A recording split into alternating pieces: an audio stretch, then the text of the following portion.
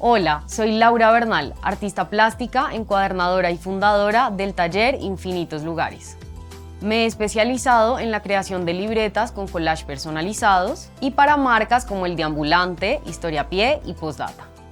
Entre mis temas más recurrentes están los viajes.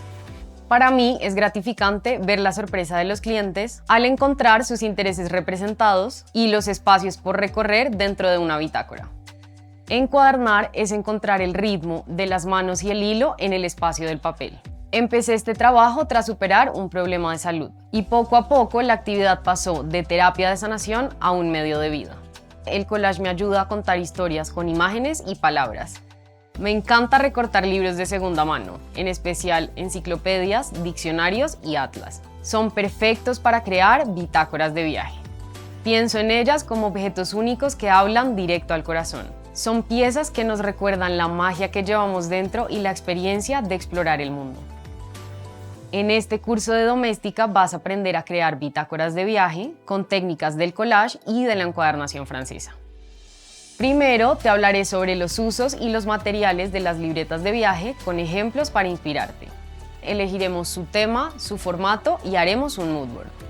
Luego te explicaré la encuadernación francesa, su historia, sus características y sus etapas, desde la preparación del papel, la costura hasta el acabamiento de la tapa. Detallaré sus técnicas y cómo organizar un archivo de fuentes. Te enseñaré a hacer troqueles que darán profundidad a tus páginas y cómo agregar bolsillos para guardar tus recuerdos.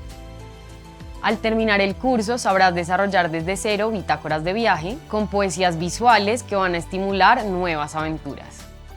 Para participar necesitarás plegadera, punzón, pegamento, brocha, hilo, aguja, tijeras, papel, cartón, además de libros y mapas que puedas recortar. Explora las posibilidades de las bitácoras de viaje y desata tu creatividad.